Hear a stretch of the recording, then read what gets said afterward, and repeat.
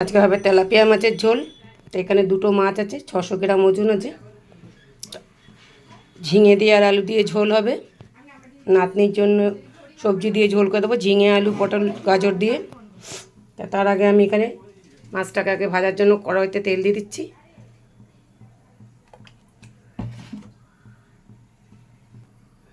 মাছগুলোকে নুন হলুদ মাখিয়ে নিয়েছি, ভাজতে দিয়ে দিচ্ছি।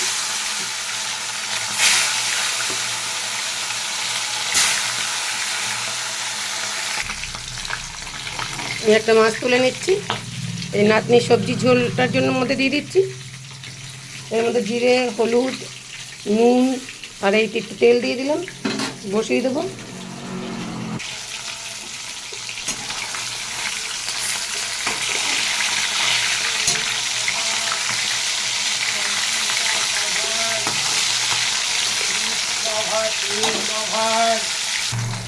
মাছগুলো ভাজা হয়ে গেছে, তুলে নিচ্ছি আমি।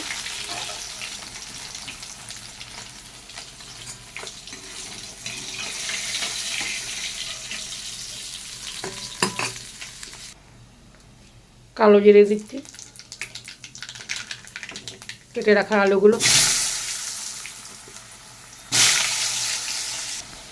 এক পিঠ ভাজা হয়ে গেছে, দিয়ে দিচ্ছি কুচনো পেঁয়াজ।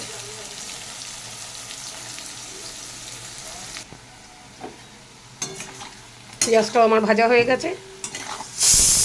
এই নাতনির যে ঝোলটা বসিয়েছিলাম সেটাও হয়ে গেছে, ওটা নিভিয়ে দিচ্ছি। এবার ঝিঙেগুলোকে দিয়ে দেবো।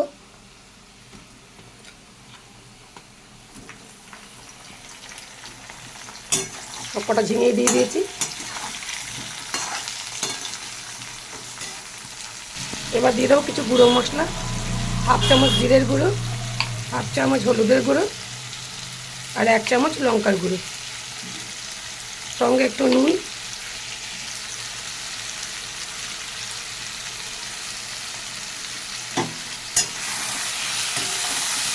তো ভালো করে মশলাটাকে কষিয়ে নিতে হবে। গুঁড়ো মশলা একটুখানি জন্য গরম জল দিয়ে দিচ্ছি মশলাটাকে কষানোর জন্য, নালে তলায় লেগে যাবে কড়াইয়ের নিচে।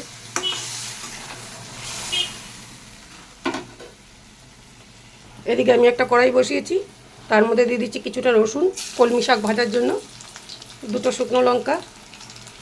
রসুনটা খুব ভালো করে ভাজা হয়ে গেছে, দিয়ে দিচ্ছি কেটে রাখা পেঁয়াজ। এদিকে আমার মশলাটা কষানো হয়ে গেছে, আমি দিয়ে দেবো জল। জলটা ফুটলে মাছ কটা দিয়ে দেবো। এদিকে দেখতে পাচ্ছেন পেঁয়াজটাও খুব ভালো করে ভাজা হয়ে গেছে, দিয়ে দিচ্ছি শাক কটাকে। সঙ্গে দিয়ে দেবো একটু নুন আর কটা কাঁচা লঙ্কা। ঢেকে দেবো আমি মাছটাকে, এই শাকটাকে এখন।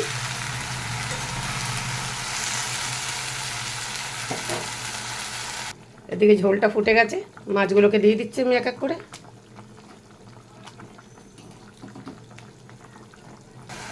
শাকটার মধ্যে দিয়ে দিচ্ছি অল্প একটু হলুদ গুঁড়ো আর একটু মিষ্টি।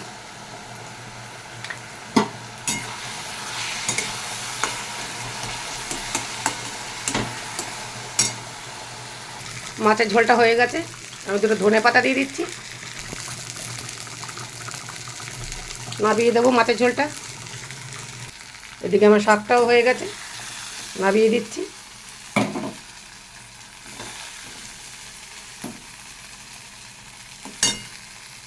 এই হচ্ছে আমার তেলাপিয়া মাছের ঝোল। মাছের পিসগুলো খুব বড় বড়ই হয়েছে। এই হচ্ছে নাতনির জন্য যে ঝোলটা বানিয়েছিলাম সেটা। এই হচ্ছে শাক। যদি ভালো লাগে নীলিমা কিচেনের রান্নাঘরে রান্না দেখতে, তাহলে একটা লাইক কমেন্ট শেয়ার করে দেবেন। আমার ইউটিউব চ্যানেলটা ফলো করে নেবেন, আমার চ্যানেলটাকে সাবস্ক্রাইব করে দেবেন। ধন্যবাদ।